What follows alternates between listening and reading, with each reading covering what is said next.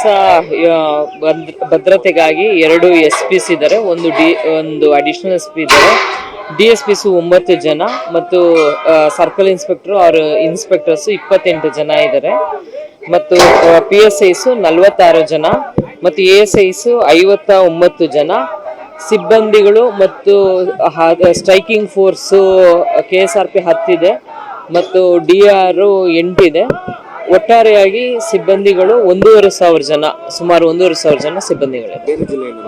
ಬೇರೆ ಜಿಲ್ಲೆಯಿಂದ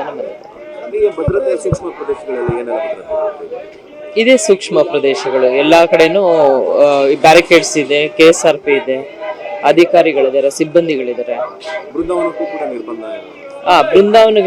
ಬೃಂದಾವನ ಗಾರ್ಡನ್ ಅಲ್ಲಿ ಈ ದಿನ ಸಾರ್ವಜನಿಕರ ಎಂಟ್ರಿ ಇರಲ್ಲ, ಇವತ್ತು ಅದು ನಿರ್ಬಂಧ ಏರಿದೆ. ವಿವಿಧ ಕಡೆ ಪ್ರತಿಭಟನೆ ಇದೆ. ಈ ಒಂದು ಪ್ರತಿಭಟನಾ ಸ್ಥಳದಲ್ಲಿ ಇಷ್ಟು ಭದ್ರತೆಯನ್ನ ನಾವು ಮಾಡ್ಕೊಂಡಿದ್ದೀವಿ. ಇಲ್ಲೇ 1,500 ಜನ.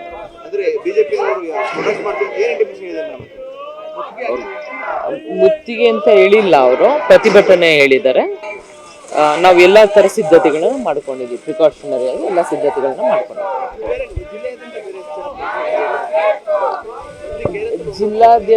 ಜಿಲ್ಲಾದ್ಯಂತ ಎಲ್ಲಾ ಕಡೆನೂ ಸ್ಪ್ಲಿಟ್ ಇದ್ದಾರೆ, ನಮ್ಮ ಪೂರ್ತಿ ಜಿಲ್ಲಾದ್ಯಂತ ಸ್ಪ್ಲಿಟ್ ಇದ್ದಾರೆ. ಯಾಕಂದ್ರೆ KR ಇದರಲ್ಲಿ ಶ್ರೀರಂಗಪಟ್ಟಣ ಇದ್ದಾರೆ, ಮಂಡ್ಯ ಸಿಟಿಲೂ ಭದ್ರತೆ ಮಾಡಿದ್ದಾರೆ ಮತ್ತು ಮದ್ದೂರು ಲಿಮಿಟ್ಸ್ ಮದ್ದೂರಲ್ಲೂ ಭದ್ರತೆಯನ್ನು ಒದಗಿಸಿದೆ.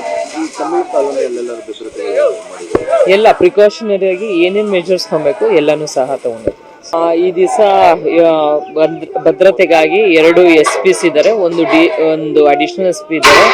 DSPs 9 ಜನ ಮತ್ತು ಸರ್ಕಲ್ ಇನ್ಸ್ಪೆಕ್ಟರ್ ಅವ್ರ ಇನ್ಸ್ಪೆಕ್ಟರ್ಸ್ 28 ಜನ ಇದ್ದಾರೆ ಮತ್ತು PSIs 46 ಜನ ಮತ್ತು ASIs 59 ಜನ ಸಿಬ್ಬಂದಿಗಳು ಮತ್ತು ಸ್ಟ್ರೈಕಿಂಗ್ ಫೋರ್ಸ್ KSRP 10 ಇದೆ ಮತ್ತು DR 8 ಇದೆ.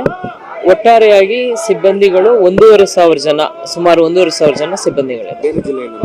ಬೇರೆ ಜಿಲ್ಲೆಯಿಂದ ಇದೇ ಸೂಕ್ಷ್ಮ ಪ್ರದೇಶಗಳು, ಎಲ್ಲಾ ಕಡೆನೂ ಬ್ಯಾರಿಕೇಡ್ಸ್ ಇದೆ, KSRP ಇದೆ, ಅಧಿಕಾರಿಗಳಿದ್ದಾರೆ, ಸಿಬ್ಬಂದಿಗಳಿದ್ದಾರೆ. ಬೃಂದಾವನ ಗಾರ್ಡನ್ ಅಲ್ಲಿ ಈ ದಿನ ಸಾರ್ವಜನಿಕರ ಎಂಟ್ರಿ ಇರಲ್ಲ, ಇವತ್ತು ಅದು ನಿರ್ಬಂಧ ಏರಿದೆ. ವಿವಿಧ ಕಡೆ ಪ್ರತಿಭಟನೆ ಇದೆ. ಈ ಒಂದು ಪ್ರತಿಭಟನಾ ಸ್ಥಳದಲ್ಲಿ ಇಷ್ಟು ಭದ್ರತೆಯನ್ನ ನಾವು ಮಾಡ್ಕೊಂಡಿದ್ದೀವಿ.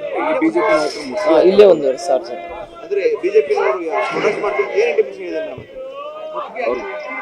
ಮುತ್ತಿಗೆ ಅಂತ ಹೇಳಿಲ್ಲ, ಅವರು ಪ್ರತಿಭಟನೆ ಹೇಳಿದ್ದಾರೆ.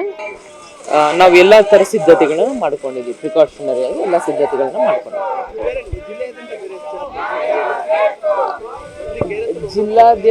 ಜಿಲ್ಲಾದ್ಯಂತ ಎಲ್ಲಾ ಕಡೆನೂ ಸ್ಪ್ಲಿಟ್ ಇದ್ದಾರೆ, ನಮ್ಮ ಪೂರ್ತಿ ಜಿಲ್ಲಾದ್ಯಂತ ಸ್ಪ್ಲಿಟ್ ಇದ್ದಾರೆ. ಯಾಕಂದ್ರೆ KR ಇದರಲ್ಲಿ ಶ್ರೀರಂಗಪಟ್ಟಣ ಇದ್ದಾರೆ, ಮಂಡ್ಯ ಸಿಟಿಲೂ ಭದ್ರತೆ ಮಾಡಿದ್ದಾರೆ ಮತ್ತು ಮದ್ದೂರು ಲಿಮಿಟ್ಸ್ ಮದ್ದೂರಲ್ಲೂ ಭದ್ರತೆಯನ್ನು ಒದಗಿಸಿದೆ.